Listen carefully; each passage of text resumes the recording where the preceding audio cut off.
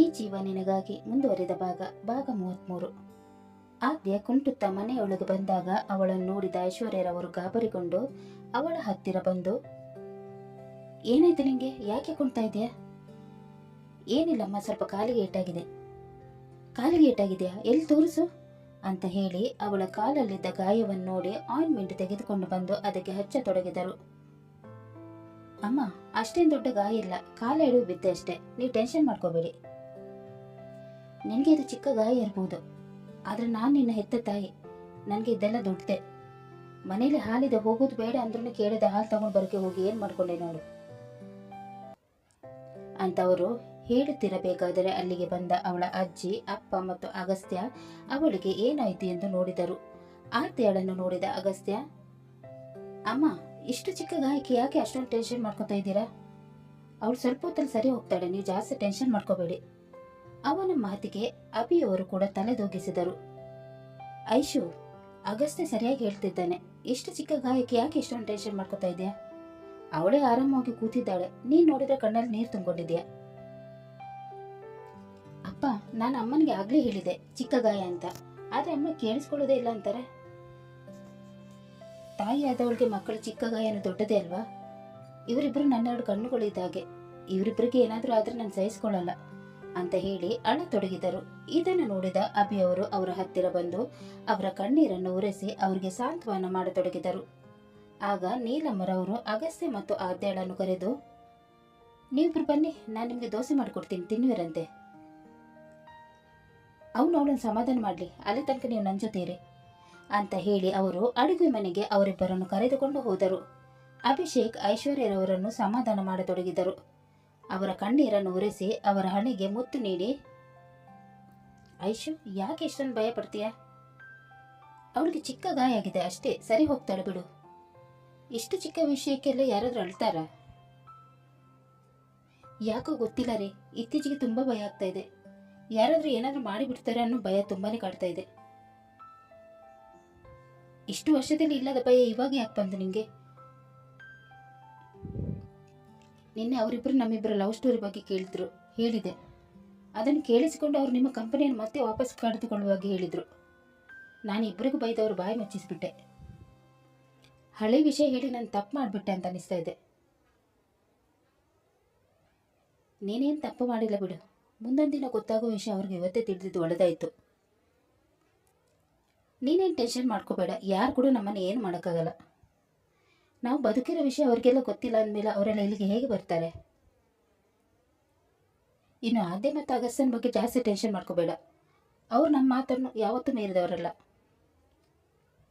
ಅದರಂತೂ ನಿನ್ನ ಮಾತು ಅವ್ರಿಗೆ ವೇದ ವಾಕ್ಯ, ಹಾಗಾಗಿ ಅವ್ರ ಬಗ್ಗೆ ನೀನು ಜಾಸ್ತಿ ತಲೆ ಕೆಡಿಸ್ಕೋಬೇಡ.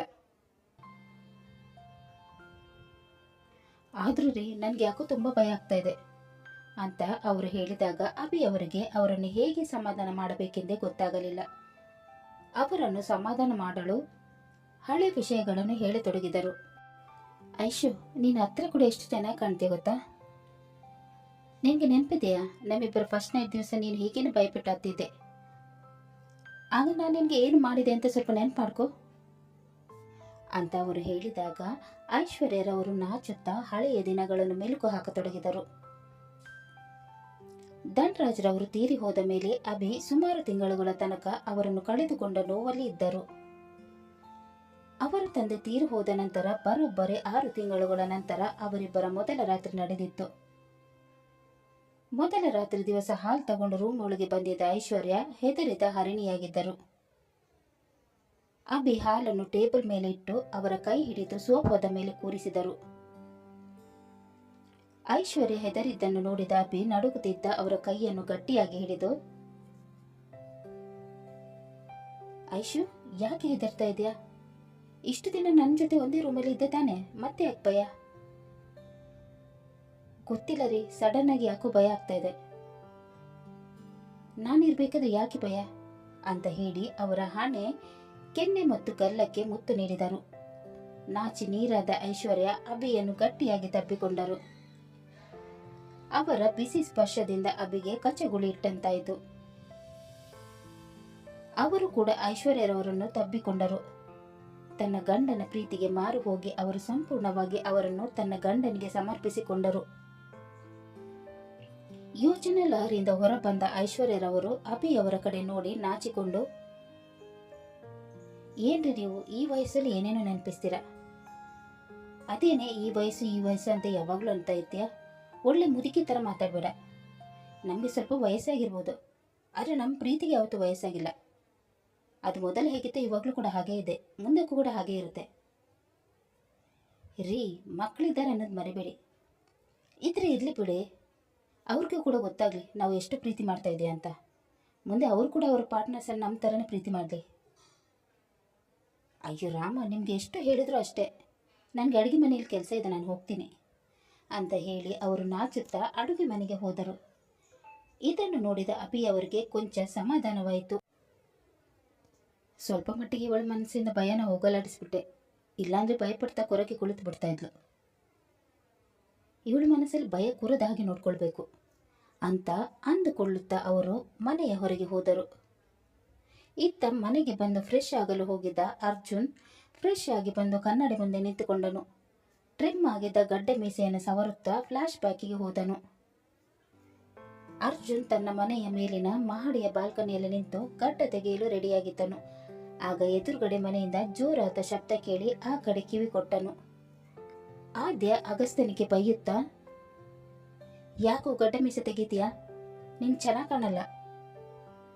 ನಿಂಗೆ ಗಡ್ಡ ಮೀಸೆ ಇದ್ರೇನೆ ಚೆನ್ನಾಗಿ ಕಾಣುತ್ತೆ. ಗಡ್ಡ ಮೀಸೆ ತೆಗಿಯೋ ಹುಡುಗರನ್ನ ಕಂಡ್ರೆ ನನಗಾಗಲ್ಲ. ಸೊ ನೀನು ಗಡ್ಡ ಮೀಸೆ ತೆಗಿಬಾರ್ದಷ್ಟೇ ಅಂತ ಜೋರಾಗಿ ಕಿರುಚುತ್ತಾ ಅರ್ಜುನ್ ಕಡೆ ನೋಡಿ ಹೇಳುತ್ತಿದ್ದುದನ್ನು ಅವರು ಗಮನಿಸಿದನು.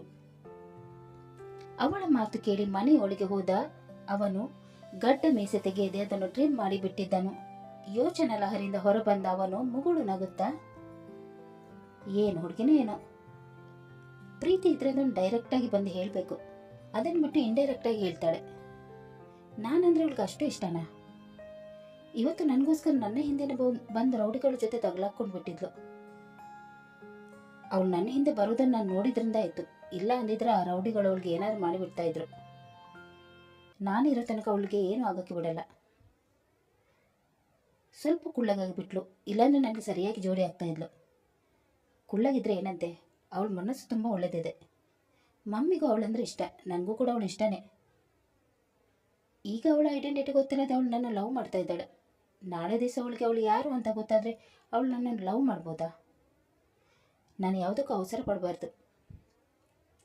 ಇನ್ನೆರಡು ವರ್ಷ ಅವಳಿಗೆ ಅವಳು ಯಾರು ಅಂತ ಗೊತ್ತಾಗುತ್ತೆ.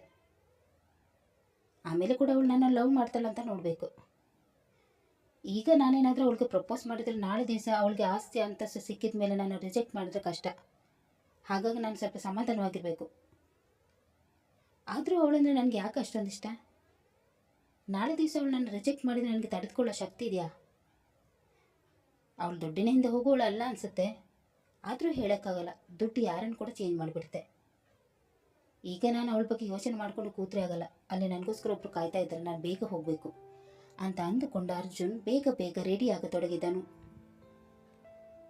ತನ್ನ ರೂಮಲ್ಲಿದ್ದ ಆದ್ಯ ಅರ್ಜುನ್ ಬಗ್ಗೆ ಯೋಚನೆ ಮಾಡತೊಡಗಿದಳು. ಅವನು ಅವಳನ್ನು ಎತ್ತಿಕೊಂಡಿದ್ದ ಕ್ಷಣವನ್ನು ನೆನಪಿಸಿಕೊಂಡಳು. ಇವನಿಗೆ ನನ್ನ ಮೇಲೆ ಇಷ್ಟ ಇದೆಯೋ ಇಲ್ವೋ ಒಂದು ಗೊತ್ತಾಗ್ತಲ್ಲ.